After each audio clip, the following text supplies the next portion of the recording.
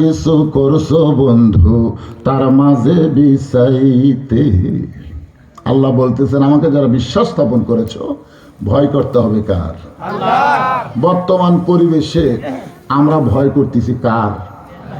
বর্তমান যে পরিবেশ চলতেছে এই পরিবেশে আমরা ভয় করতেছি কার? দুই জুতাচোর মসজিদের চারিধারে ঘুরতেছে, জুতাচোর মসজিদ তারে চারিধারে ঘুরে বুকত হাত দিয়ে বলতেছে আমাকে ভয়ে সব ভালো জুতে মসজিদের ভিতর। দেখছেন বর্তমান পরিবেশে চোরেরা বুকত হাত মারতেছে আমাকে ভয়ে। এই পরিবেশে চাঁদাবাজ, বাটপার, লুটতারাজ, দুর্নীতিবাজ, চোর ডাকাতদের মশান বাড়তেছে। জোরে কথা কন না কেন?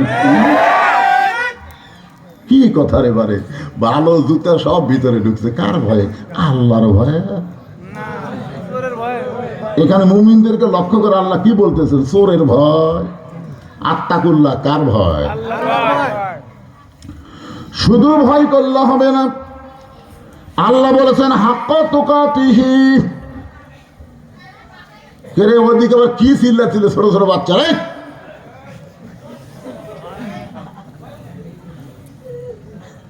হ্যাঁ, হাক্কা তুকাতিহি মানে কি? যতদিন ঘুষের চাকরি করছে বুঝলেন ততদিন আর আল্লাহর ভয় হয়নি। যেই চাকরি রিটায়ার করছে ওই তখন আল্লাহর ভয়ে কাঁদতেছে, বলতেছে আল্লাহ আমি আর জীবনে ঘুষ খাবো না, তোমার ভয়ে তওবা করতেছে আল্লাহ আমি আর জীবনে ঘুষ খাবো না। তখন ফেরেশতারা বলতেছে আল্লাহ যতদিন চাকরি করছে ততদিন তোমার ভয়ে কান্দেনি, চাকরি গেছে আর কাঁদতেছে, ব্যাপার কি? আল্লাহ বলতেছে যখন হবে চামড়া ঢিল আল্লাহর সাথে দিছে মিল। সারা জীবন নামাজ পড়েনি, বুড়া হয়ে সিয়ার লিয়া মসজিদত গেছে, এরকম কিছু মুসল্লি আছে না নাই? যৌবন কালে মসজিদ পাওয়া যায়নি, ওই বুড়া হয়ে সিয়ার লেগেছে। এখন বাড়িতে নামাজ পড়লে 1 গুণ, মসজিদে নামাজ পড়লে 27 গুণ। 27 গুণকে আপনার সোপা দেখে দিবি, চেহারা দেখে কি আল্লাহ 27 গুণ দিবে? 27 গুণ সওয়াব নিবার গেলে কাতার সোজা করে দাঁড়াতে হবে। জোরে কোন কথা ঠিক কিনা? আর কাতার সোজা করবার গেলে পায়ের গোড়ালির সঙ্গে গোড়ালি মিল করে দাঁড়ান লাগবে। এই বেলা সিয়ার নিয়ে যাওয়ার কারণে উনি তো শয়তান আমাকে 27 গুণ সওয়াব শেষ। তাহলে আর পাও কোনটি আমাকে গোড়া কোনটি? যখন হচ্ছে চামড়া ঢিল আল্লাহর সাথে দিচ্ছে মিল, যতদিন ছিল চামড়া টাইট আল্লাহর সাথে করছে ফাইট। যে যুবকেরা মিলে আজকের মাহফিল করতেছে খোঁজলে দেখেন এই যুবকের অনেক যুবক মাগরিব এশার নামাজ পড়েনি। খোঁজলে দেখেন এরাও পড়বি ওরাও পড়বি চামড়া ঢিল হলে। আর শোনেন আত্তাকুল্লার পরে হাক্কা তুকাতিহি, একটু ব্যাখ্যাটা মনোযোগ দিয়ে শোনেন। আল্লাহর যথাযথ ভয় করা লাগবে। এই ভয় করার একটা নিয়ম আছে না নাই? এই নিয়ম বর্তমান পরিবেশে সম্ভব না। এই নিয়ম যদি আমরা পাবার চাই তাহলে আল্লাহর কোরআনের পরিবেশের দরকার। আমার দিকে তাকায় দেখেন, এই কোরআন শুধু তেলাওয়াতের কিতাব না, এই কোরআন শুধু ওয়াজ করার কিতাব না। 13 বছর নবী মক্কায় ছিলেন, 13 বছর নবী মক্কায় ছিলেন, কলেমার দাওয়াত দিয়েছেন। নবুয়তের 10ম বছরে আল্লাহ তাআলা নবীকে জানাই দিলেন শুধু দাওয়াত দিলে হবে না, ওয়াকিমুস সালাত, নামাজ কায়েম করা লাগবে। আল্লাহ নবীকে আরো সে নিয়ে দেয় 5 ওয়াক্ত নামাজ দিলেন। নবুয়তের 10ম বছরে নবী 5 ওয়াক্ত নামাজ নিয়ে আসলেন। আসার পরে এক সময় বলে আল্লাহ আপনি যত জায়গায় নামাজের কথা বলেছেন প্রত্যেক জায়গায় বলেছেন নামাজ কায়েম করো, কিন্তু 5 ওয়াক্ত নামাজ পাইলাম ঠিকই, নামাজ কায়েমের তো কোনো পরিবেশ নাই। বর্তমানে মক্কায় তো আমি নামাজ কায়েম করবার পারতেছি না। আল্লাহ বলে হাবিব মক্কায় হলেন আপনি ইমাম আর আবু জেহেল হলো নেতা। যেই দেশে 2 জন থাকবে, একজন ইমাম হবে একজন নেতা হবে, ওই দেশে নামাজ কায়েম হবে না, বরং ইমামকেই নেতা হতে হবে, তাহলে আল্লাহর নামাজ কায়েম হবে। যেই দেশে 2 জন, একজন ইমাম একজন নেতা, ওই দেশে মানুষ নামাজ পড়বে কিন্তু নামাজ কায়েম হবে না। নামাজ কায়েম করতে গেলে যিনি ইমাম তিনিই নেতা হওয়া লাগবে। কিন্তু মক্কা তো সেই পরিবেশ নাই। আল্লাহ বলে আপনাকে সেই পরিবেশ জাগা মতো দেওয়া হবে, আমাদেরকেও আল্লাহ সেই পরিবেশ সময় মতো দিয়ে দিবে। বুঝতে পারতেছেন না? আপনাদের দোয়ায় এক এক দিন এক এক জেলায় ওয়াজ করতেছি। প্রত্যেকটা বাংলাদেশের জেলায় জেলায় ঘুরে এতটুকু আমার ভিতরে একটা শক্তি আসতেছে, আগের দিন বাগে খাচ্ছে, আগের দিন আর নাই, আগের দিন নাই যে মানুষ খালি মার্কা দেখে কাম করবি, তা করবি না ভাই। এবার যাকে মার্কা দেওয়া হলে সেই মানুষটাকেও দেখবে। ধরে কথা কর না কেন? হ্যাঁ, একটু মনোযোগ দিয়ে শুনবেন, শুনতেছেন? হ্যাঁ, হাত পা তুকাতির উপরে আজকে আপনাদের সামনে আলোচনা। একটু মনোযোগ দেন। নবী আমার হিজরত করে মদিনায় গেলেন। মদিনায় যাওয়ার পরে নবী শুধু নবী থাকলেন না, আল্লাহ তাআলা নবীকে রাষ্ট্রপতি বানায়া দিলে। আল্লাহ জানাই দিলেন, আল্লাযীনা ইম্মাক্কান্নাহুম ফিল আরদ। মুসলমানের মধ্যে কাউকে যখন ক্ষমতার চেয়ার দেওয়া হবে, তার 1 নম্বর দায়িত্ব হলো আকামুস সালাত, নামাজ কায়েম করা। আজকে আমাদের নিজুরি গ্রামে যে নামাজ কায়েম থাকতো, তাহলে আমরা সাথে সাথে 3টা পুরস্কার পাইতাম। 1 নম্বর পুরস্কার হলো ইন্না সালাতা তানহানিল ফাহশাই ওয়াল মুনকার। একমাত্র নামাজই পারে মানুষকে যাবতীয় বেহুদা এবং খারাপি কাজ থেকে বাঁচাই দিতে। নামাজ যদি কায়েম থাকতো, এই গ্রামে মেলা লাগতে দিত না। ধরে কোন কথা, ঠিক কথা বলে? নামাজ কায়েম থাকলে মেলা কিসের? মেলা কি হুদা না বেহুদা? হুদা মানে বোঝেন হেদাত, আর বেহুদা মানে হেদাত ছাড়া। 2 নম্বর পুরস্কার হলো, আল্লাহ বলতেছেন ফালিয়াবুদু রাব্ব হাযাল বাইত আল্লাযী আত'আমাহুম মিন জু'ইন ওয়া আমানাহুম মিন খাউফ। ওই ঘরের মালিকের তোমরা যদি গোলামি করো, নামাজ পড়ো, তোমাদেরকে আরো 2টা পুরস্কার দেওয়া হবে। এর মধ্যে 1 নম্বর পুরস্কার হলো তোমাদের রেজেকের কোনো পেরেশানি করা লাগবে না। রেজেকের দায়িত্ব কার হাতে? কথা কম না কেন? অনেক লোকের টাকা আছে, খাওয়া নেই। যেটা আমার কথাই বলতেছি, আমার নিজের কথাই বলতেছি, পকেট ভরা টাকা, খাওয়া নেই। বহুদিন এই যে আপনাকে পাশে একটা হোটেল নতুন করছে, নাবিল হোটেল। ধরে করেন কি হোটেল? আমার খালি কয় হুজুর আপনি একটু আসবেন, আপনার জন্য সেই দই রাখছি, মিষ্টি রাখছি হুজুর। আমি বললাম ভাই দেখা যায় খাওয়া নাই, আপনি দূর থেকে দই আমি দেখবার পারি, মনও খাবার চাই, কিন্তু গরুর গোস্ত। তার মানে কি বোঝা গেল? রেজেক দেওয়ার মালিককে আল্লাহ কয় তো দিলাম ঠিকই, পারবো না। অনেকের টাকা আছে, বাড়ি আছে, ঘর আছে, অনেক কিছু আছে, কিন্তু আল্লাহ রহমতের রেজেক নাই। ধরে কোন কথা ঠিক কিনা ভাই? এই জন্য আল্লাহ বলতেছেন রেজেকের কোনো পেরেশানি করা লাগবে না। 2 নম্বর পুরস্কার হলো যাবতীয় ভয় ভীতি থেকে আল্লাহ পুরাপুরি নিরাপত্তা দিয়ে দিবে। আমাদের 3 দিকে ভারত আছে না নাই? ধরে কোন আছে না নাই? কিছুদিন আগে ভারতের এক উগ্রপন্থী মন্ত্রী কি কইছে আপনারা দেখছেন? বাংলাদেশে, ভারত বুঝবার পারছে যে বাংলাদেশে টুপিওয়ালারা এক হচ্ছে। এখন কি হচ্ছে? এক হচ্ছে। এই খবর ওর কাছে গেছে। তোরা এখন দেখতেছে টুপিওয়ালা যদি এক হয়, তাহলে আমাকে তো এই জন্য উগ্রপন্থী মন্ত্রী বলে দিচ্ছে, হুজুররা, মৌলবাদীরা, আল্লাহর কোরআন নিয়ে সংসদে যাবার চাস, খেয়াল করে দেখ 3 দিকে ভারত, একদিকে সাগর। যদি ভারত ধরে পলাবো কোন দিক দিয়ে? সাগর ছাড়া তো তোকে রাস্তা নাই। আমি সাথে সাথে উগ্রমন্ত্রীর প্রতিবাদে ফেসবুকে একটা স্ট্যাটাস দিয়ে দিলাম, তোরা মুসা নবীর জীবনী পড়িস না রে মালোয়ারের জাত। মুসা নবীর জীবনী পড়, মালোয়ারের বাচ্চা না। 3 দিকে ফেরাউন লাঠি নিয়ে দাঁড়ায় আছে। ফেরাউন বলে মুসা পলাবি কোন দিক দিয়ে? সামনে সাগর। মুসা নবী সাগরের দিকে তাকায় না, আল্লাহর দিকে যেই মাত্র তাকাইছে, আল্লাহ বলেন নাসরুম মিনাল্লাহি ওয়া ফাতুহুন কারীব ওয়া বাশশিরিল মুমিনিন।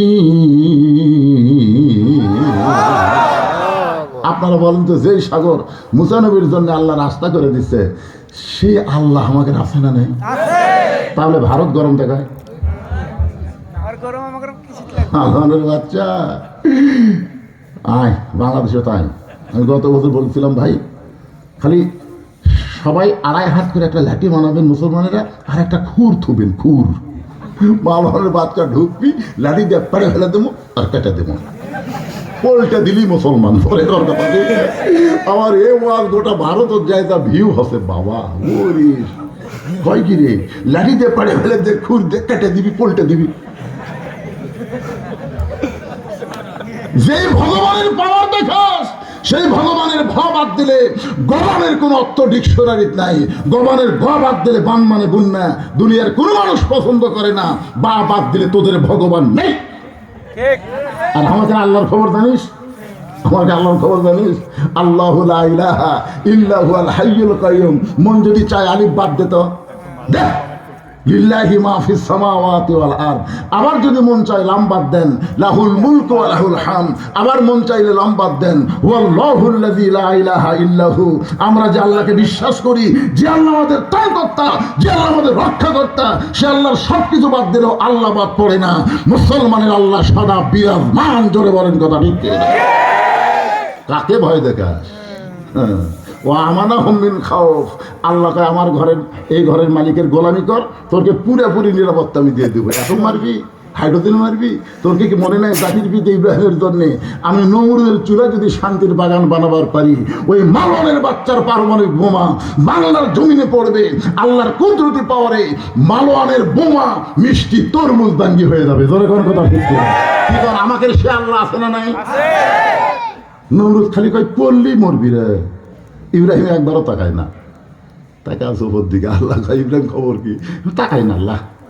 কারণ আমার ইমান বলতেছে নমরুদ জ্বলাবার পারে, কিন্তু পাওয়ার তো নমরুদের হাতে না, পাওয়ার হলো আপনার হাতে।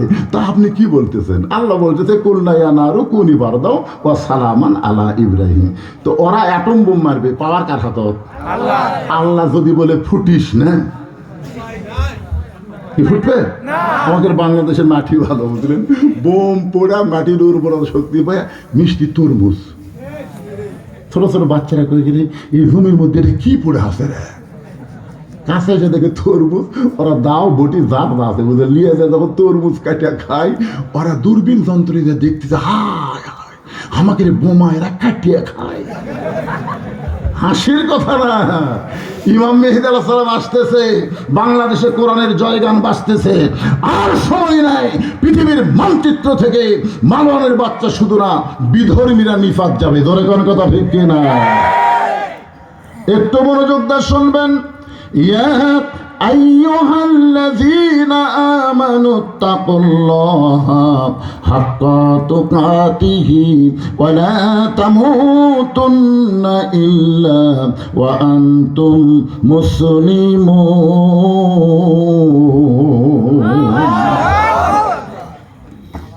আমরা মুসলমান না হয়ে কেউ মরবো না, এর নিয়ত তো আছে ইনশাআল্লাহ। এখন মুসলমান হয়ে যদি মরবার চাই, আমাদের করণীয় কি? আর ভূমিকা লম্বা করবো না, এ পর্যন্ত খালি ভূমিকাই দিলেন। এই জন্যই দিলাম, বহুদিন পড়াইছি তো আপনাকে। নিঝুরি গ্রামে হাসা দেখলাম লোক খুব একটা নেই।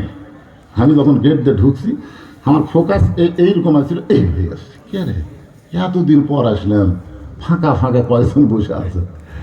কিন্তু এখন দেখে মনে হচ্ছে আলহামদুলিল্লাহ। ক্যামেরা পিছন দিকে দেখা লাগবে, আমি দেখতেছি না। তবে একটা কথা আমি শুনছি, গরুর গোস্ত দিয়ে নাকি আপনাকে জন্য তবারক হচ্ছে। তার মানে বোঝা গেল আপনার খালি হাতে যাচ্ছেন না, এখান থেকে কিছু পাবেন ইনশাল্লাহ। এটা তো নগদ পাবেন, বাকি কিছু আছে না নাই? এখানে আছে না? কি বাকি? বাল তুসিরুনাল হায়াতাদ দুনিয়া ওয়াল আখিরাতু খায়রুন ওয়া আবকা। আবকা শব্দের অর্থ হলো বাকি। আমাদের বাকিটা কি সেটা এখন আপনাদের সামনে আসতেছে, একটু খেয়াল করেন। সবাই একটাবার দেখেন, এর পিছনে যারা আছে একটাবার তাকে দেখো তো আমার হাতে নাম কি? আরো জোরে। এই কোরআন সম্পর্কে আল্লাহ বললেন, অনুনাজ্জিলু মিনাল কুরআনি মা হুয়া শিফাউ ওয়া রাহমাতুল লিল মুমিনিন।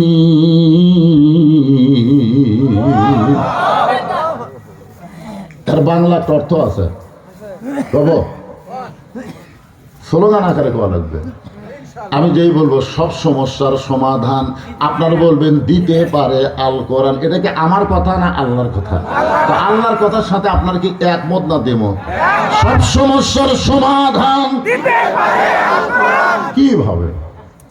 আপনাদের মাদ্রাসা, মক্তব মাদ্রাসা, বেতন নাই, ছাত্র নাই, হুজুর নাই, আছে? এগুলো আছে? হুজুর আছে? মক্তবের খবর কি? আচ্ছা, আপনাদের গ্রামে প্রাইমারি আছে? আচ্ছা, প্রাইমারির খবর কি?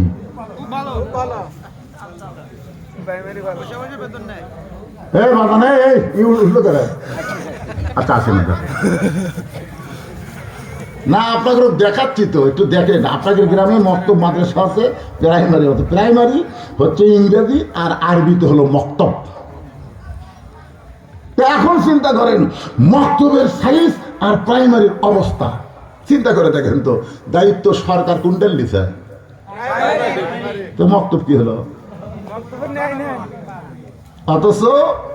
অথচ এই কোরআন শরীফ সম্পর্কে আল্লাহ রাসূল বললেন, খায়রুকুম মান তাআল্লামাল কুরআনা ওয়া আল্লামা। ওই ব্যক্তির চাইতে সম্মানী দামি কোনো ব্যক্তি নাই যে ব্যক্তি আল্লাহর কোরআন পড়েছে এবং অপরকে কোরআনের শিক্ষা দেয়। খালি সুবহানাল্লাহ করলে হবে না তো। প্রাইমারি মাস্টার কিভাবে হাঁটে আর মক্তবের হুজুর কিভাবে চলতেছে? প্রাইমারি মাস্টার খালি মোসর তাও দিচ্ছে আর মাস গেলে চেক কেটে দিয়ে খালি, আর মক্তবের হুজুর আপনাকে দিকে তাকে আছে, হুজুর কি আছে? 3 মাস বাকি, 3 মাস হলে বাকি হুজুর। আজকে দেখেন কোরআন শরীফ একটু দেখেন ভাইজান, একটু মহব্বত করে তাকায় দেখেন, কাবা শরীফ দেখার চাইতেও বেশি সওয়াব। আমার সাথে এক ব্যক্তি হজ করবার যায়, ওই খালি কাবা ঘর ধরে আর চুমা খায়, আমি দৌড়ে যায়, বুঝলেন, কাবা ঘর ধরে আর চুমা খায়। আমি তো দুধ দিয়ে ঘুরি, আমাকে হুজুর আপনি কাবা চুমা খাবেন না? আমি বললাম, পাগলা, মানুষের ভিড় কেমনি খাই? হুজুর আপনি নিয়ম জানেন না, খালি এই কোনা মারবেন আর সামনে যাবেন। আমি কইলাম, কে রে কোনা মেরে সামনে যায় কাবা চুমা খাওয়া? এক সময় আমি বললাম, ভাই 1 কোটি বার কাবা চুমা খেলে যে সওয়াব হবে তার থেকে বেশি সওয়াব হবে একটা জিনিস চুমা খেলে। আমাকে হুজুর কাবা ঘর কোটি বার চুমা খেলো তার চাইতে বেশি সওয়াব হবে কি? আল্লাহর কোরআনকে যদি একটা চুমা দিবার পারো তাহলে এর চাইতে বেশি সওয়াব। আমার ঘরের মধ্যে আরো অনেকগুলো হাজি আসলো, তারা বলে হুজুর দলিল দেন। আপনি একটা কথা বললেন আর হলো, কাবা ঘর চুমা খাওয়ার চাইতে কোরআন শরীফ চুমা খেলে বেশি সওয়াব, তার একটা দলিল দেন। আমি বললাম, পাগলা, কাবা কার ঘর? জোরে কান। আর কোরআন কার? কাবা ঘর সম্পর্কে আল্লাহ কিছুই বলে নাই। মক্কা বিজয়ের পরে নবী কাবা ঘরের দরজা খুলে তাকায় দেখে কাবা ঘরের মধ্যে 360টা মূর্তি। ওমর ফারুক বলতেছি, ইয়া রাসূলুল্লাহ, আল্লাহর ঘরে মূর্তি কেমনি ঢুকলো? তা আল্লাহ রাসূল বলে, ওমর তুমি কি চিন্তা করো, আল্লাহ তাহলে কি করলো? ঘর কার? মূর্তি কেমনি ঢুকলো? রাসূল বলেন, ওমর আমরা মদিনায় গেছিলাম তো এই সুযোগে কাফেরেরা মূর্তি ঢুকেছে, এখন আমরা যখন মক্কায় এসেছি মূর্তিগুলো বের করে আমাদের ভাঙতে হবে, কারণ আল্লাহর ঘর হতে পারে আল্লাহ হেফাজত করবে না। হেফাজতের দায়িত্ব দিয়েছে আল্লাহ মানুষকে, আল্লাহ ওয়ালাদেরকে, কিন্তু এই কোরআন হেফাজতের দায়িত্ব আল্লাহ মানুষকে দেয়নি। কোরআন সম্পর্কে আল্লাহ বলেন, ইন্না নাহনু নাযালনা যিকরা ওয়া ইন্না লাহু লাহাফিজুন।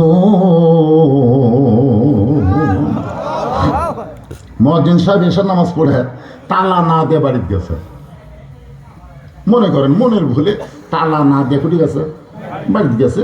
ফজরের নামাজের আযান দিবার এসে দেখে মাইক নাই।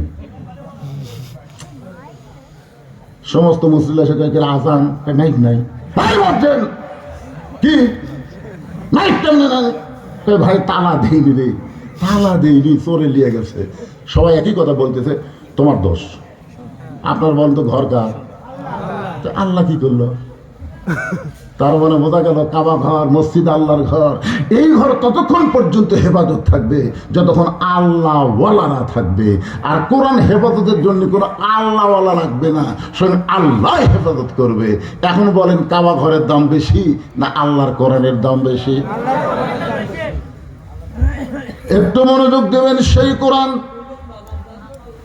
কোরআন সম্পর্কে আল্লাহ বললেন, অনুনাজ্জিলু মিনাল কুরআনি মা হুয়া শিফাউ ওয়া রাহমাতুল লিল মুমিনিন।